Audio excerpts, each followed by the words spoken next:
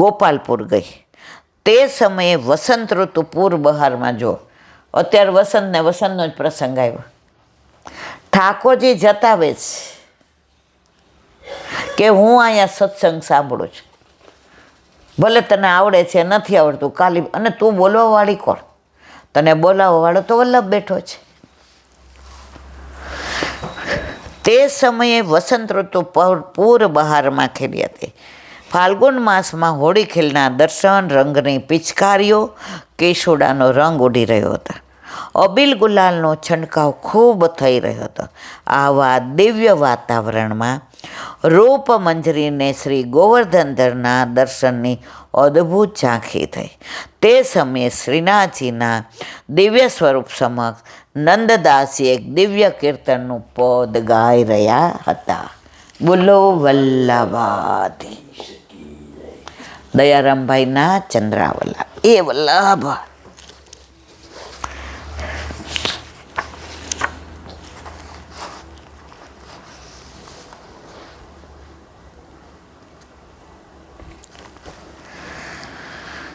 એકવાર રાજા આશકરણ ફરતા ફરતા ગોકુળ આવ્યા. એમના કોણ? ઠાકોરજી મોહન નાગર. આશકરણ પ્રભુ મોહન. ઝૂલત ગોકુલ ચંદ્ર. યા ગોકુળ કે ચોહટે રંગરાજ, મોહન ખેલે ફાગરી રંગ રાચી ગ્વાલ. આપણે આનું અનુસંધાન ગઈકાલે કર્યું હતું. ત્યારે લક્ષ્મી બેટીજીએ સત્યભામા બેટીજીને કહ્યું કે તમે હવે શ્રી નવનીત પ્રિયાજી માટે બીજી સામગ્રી કરો. આ સજાયેલો થાળ હું આ વૈષ્ણવને ધરી દઉં છું. કોને? આસ્કર. કારણ કે એમણે ઠાકોરજી ગુસાઈજીને ઘરે પધરાવી દીધા હતા. અને ચારે બાજુ રમણ રેતી ને માવન ને ગોકુળ ને યમુના કિનારો ને ત્યાં બધે પ્રભુને શોધે. અહીંયા છે સાવરો, અહીંયા છે. દેહાનુભાન ભૂલી જતા. 2-3 દિવસે દેહાનુભાન આવે ત્યારે જ્યાં જાય ત્યાં ગુસાઈજી આજ્ઞા આપી હતી કે આસ્કરણ જે આવે કોઈ પણ સમય હોય એને તરત તમારે ભોજન. હવે રાજભોગનો સમય હતો, તરત બેટી જઈ ભોજનનો થાળ પધરાવી દીધો કે આપણે નવનીત પ્રિયાજી માટે બીજું કરો. તમે હવે નવનીત પ્રિયાજી માટે બીજી વાર સામગ્રી કરો. આ સજાયેલો થાળ હું આ વૈષ્ણવને ધરી દઉં છું. જો ઢીલ કરીશ તો એ વૈષ્ણવ ચાલ્યા જશે. વળી પાછા તે ક્યારે આવે તેનો ભરોસો નહીં. તેમને પોતાના દેહનું પણ ભાન રહ્યું નથી. આમ વિચારીને તે થાળ રાજા આશકરણજીને ધરી દીધા. રાજા આશકરણ ભગવત રસમાં છક્યા રહેતા. સામે થાળ આવતા જ પૂરેપૂરો પોતે આરોગીને ચાલ્યા. ભગવત રસ કેવો હશે કે દેહાનુભાન પણ ન રહે. આપણને તેવું દેહાનુભાન રહે ને. ઠાકોરજીને શ્રૃંગાર કરતા હોય, પ્રભુ મુસ્કાતા હોય, આપણી સામે નજર મિલાવતા હોય, મંદ મંદ મુસ્કાતા હોય, અને ત્યાં કોકની બેલ વાગે. તૃપ્તિ જોતો કોણ છે?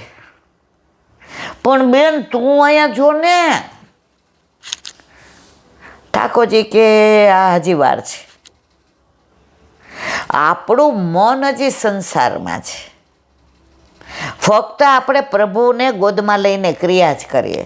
જો આપણું મન મનમોહનમાં હોય, મને ગમતું નથી રે વનમાં, મારું મનડું મનમોહનમાં, મને ગમતું નથી રે ભવનમાં, મારું મનડું મનમોહન. આપણે ગાઈએ જ ખરા, પણ હજી આપણું મનડું મનમોહનમાં નથી, મારા તારામાં જ. जब तन की आंखें खुलती है तो संसार दिखता है, जब तन की आंखें खुलती है तो संसार दिखता है, लेकिन जब मन की आंखें खुलती है तो मनमोहन दिखता है, जब मन की आंखें खुलती है तो मनमोहन दिखता है.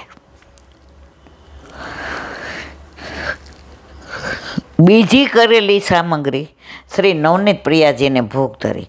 જ્યારે શ્રી ગુસાઈજી પધાર્યા તે વખતે નવનીત પ્રિયાજીએ જણાવ્યું, કાકાજી, આ તો હું જમણો 2 ગણો રાજભોગ આરોગ્યો. ગુસાઈજીએ જોયું તો સામગ્રી તો બધી રોજના જેટલી જ છે. ત્યારે પ્રભુએ જણાવ્યું કે આ વાત બેટીજી જાણે છે. આ વાત બેટીજીના મુખથી સાંભળી ગુસાઈજી ઘણા પ્રસન્ન થયા. ધન્યવાદ દીધો કે વૈષ્ણવનું સ્વરૂપ તમે જાણ્યું. જેમના હૃદયમાં બિરાજમાન પ્રભુ સ્વયં આરોગ્ય છે. આ પ્રસંગ બતાવે છે કે હરિજન તો હરિરૂપ છે.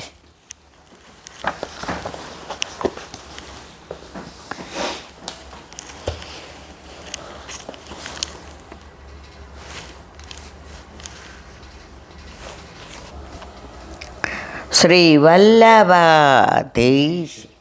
સુબોધિનીજીનું પાન વલ્લભ કરાવે તો થાય અને સ્પર્શ કરવો આપણા બસની વાત નથી.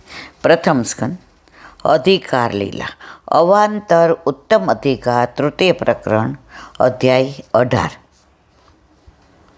કારિકા અથાધ્યાય ધ્યેયાનસ્ય વૃત્તમુત્તરમિર્યતે શાપાત્મ પ્રાયસસ્તતો રાજ્યે શાપો વૈરાગ્ય બોધિક.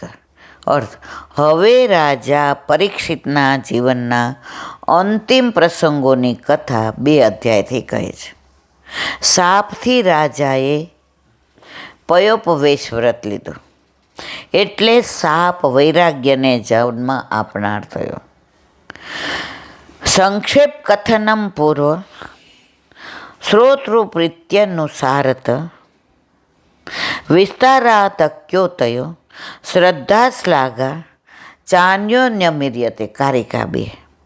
અર્થ: સૂતજીએ પહેલાં સંક્ષિપ્તમાં પરીક્ષિતની કથા કહી, પછી સૌનક આદિની શ્રવણમાં પ્રીતિ જોઈને કથાનો વિસ્તાર કર્યો. ત્યારે કથાકાર અને શ્રોતે બંનેમાં શ્રદ્ધા થઈ, એટલે બંનેએ પરસ્પર રાજા પરીક્ષિતનું યશોગાન કર્યું. તાદૃશમ ફલન વા વિધિથી સ્થાય પિતુ દ્વિજાત શાપસ્તુ હરિણા પ્રોક્તસ્કારને લે લૌકિકાત જ્ઞાનીનો દેહ નાશાય નાન્યથાર્થમૃતવર્ણનાથ યાદ્વેમ્બ તથોકસ્ય શાપ મુગ્ધેય યતે. અર્થ: પરીક્ષિતને શાપ થયો, પછી તેને વૈરાગ્ય થયું. તેની મહાનતા બનાવનાર. જો આપણે તો શાપ આપણને બાજવા માંડી, હું તો રાજા, મેં તો એને વૈરાગ્ય આવી ગયો. ઉપકાર મહિનો કે 7 દિવસ આપ્યા તો મારો મોક્ષ હશે, અત્યારે ન ત્યારે કીધું હોત તો એને વૈરાગ્ય થયું. પણ સાથે સાથે એનો અપરાધ ઋષિના ગળામાં મરેલો સાપ નાખવાનો અપરાધ પણ બતાવે છે. તો પછી એના સાપની કથા કહેવાનું મહાત્મ્ય શું? એવો પ્રશ્ન થાય ત્યાં કહે છે કે સાપ અધર્મ જણાવનાર નથી, કારણ કે સાપ હરિએ કહેલો છે. બ્રાહ્મણ ભગવાનનું મુખ હોવાથી બ્રાહ્મણે કહેલો સાપ હરિએ કહેલો જાણવો. તાદૃશમ તેના જેવી એટલે શ્રદ્ધાપૂર્વક કહેલી અને શ્રવણ કરેલી ભાગવત કથા જેનું ફળ આપનાર કોઈ નથી, એમ સિદ્ધ કરવા હરિએ સાપ અપાવ્યો. ભગવાને સાપ શા માટે અપાવ્યો? ત્યાં કહે છે, અલૌકિક એવા તક્ષકરૂપી અગ્નિથી જ્ઞાન પ્રાપ્ત પરીક્ષિતના દેહનો નાશ થાય માટે ભગવાને સાપ અપાવ્યો. જો સાપ ન અપાવે તો શ્રીમદ ભાગવતજીના કથામૃતની જેના દેહ પર વૃષ્ટિ થઈ હતી તે દેહ નાશ ન પામે, માટે પરીક્ષિતની શરણાગતિ સિદ્ધ થાય માટે સાપ અપાવ્યો. 7 દિવસ ભાગવત વાંચ્યું, પણ એનો ઉદ્ધાર કરવો તો મોક્ષ અપાવો હતો, એટલે અલૌકિક તક્ષકના એને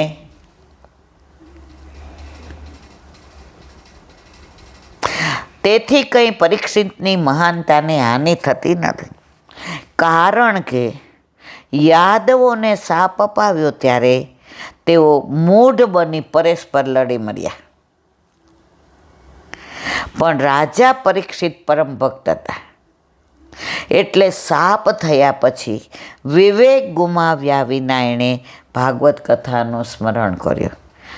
નાસીપાસ ન થયા, હાય હાય હું આવો મોટો રાજા, હું પાંડવો મારા દાદા પરદાદા અને કૃષ્ણ કોણ, અને મને શાપ આપ્યો, એ ઋષિને તો હું આમ કરી. ના, રાજપા છોડીને પોતાના દીકરા જન્મે જઈને રાજ તિલક કરીને એમને ઉઘાડા ચરણે નીકળી પડ્યા, અને પયોવૃત, પાણી નહીં, ખાવાનું નહીં, પીવાનું નહીં. આ કેવો વૈરાગ્ય! એના ચરિત્રની મહાનતા છે, માટે એની કથા વિસ્તારથી 2 અધ્યાયથી કથામાં કહેવામાં આવે છે. કારિકા સમાપ્ત. બોલો વલ્લભાથી. શ્રીમદ ભાગવત. गुरुदेव ने दंडवत प्रणाम करूँ छूँ. चंद्र सरोवर पे सूरदास जी के द्वार पे मेरा दंडवत प्रणाम. सुरभि सुरभि कुंड पे परमानंद दास जी के द्वार पे मेरा दंडवत प्रणाम. जमुनावता पे संकर्षण कुंड पे कुंभन दास जी के द्वार पे मेरा दंडवत प्रणाम. बिरछू कुंड पे कृष्णदास जी के द्वार पे मेरा दंडवत प्रणाम. कदम खंडी पे गोविंद के द्वार पे मेरा दंडवत प्रणाम. अप्सरा कुंड पे चित्त स्वामी के द्वार पे मेरा दंडवत प्रणाम. मानसी गंगा पे नंददास जी के द्वार पे मेरा दंडवत प्रणाम. रुद्र कुंड पे चत्रभुज दास जी के द्वार पे मेरा दंडवत प्रणाम. વ્રજ વિલાસ વ્રજની ગોપિકાઓને મારા દંડવત. प्रणाम. હે વલ્લભ, સવારથી અત્યાર સુધી સેવા સ્મરણ સત્સંગ જે પણ તે કરાવ્યું તે તારા ચરણારવિંદમાં સમર્પણ કરું છું. ભૂલ અપરાધ થઈ હોય તો ક્ષમા કરશો. બોલો વલ્લભાધીશ કી. શ્રી વલ્લભ પ્રભુ करुणा सागर જગત ઉજાગર ગાઈએ. શ્રી વલ્લભ કે ચરણ કમલ, શ્રી વલ્લભ કે ચરણ કમલ કી. બલી બલી બલી બલી જાઈએ. શ્રી વલ્લભ ગુણ ગાઈએ. વલ્લભી સૃષ્ટિ સમાજ સંગ મિલ, જીવન કો ફલ પાઈએ. શ્રી વલ્લભ ગુણ ગાઈએ. શ્રી વલ્લભ ગુણ ગાઈએ. યા તે રસિક કહાઈએ. શ્રી વલ્લભ પ્રભુ કરુણા સાગર, જગત ઉજાગર, જગત ઉજાગર, જગત ઉજાગર ગાઈએ. શ્રી વલ્લભાથી.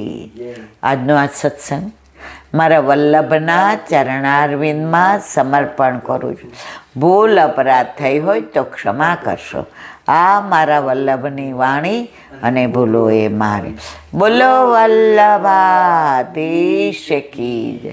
બધાય વૈષ્ણવને જાજા કરી જય શ્રી વસંત વિહારી લાલ કી જય.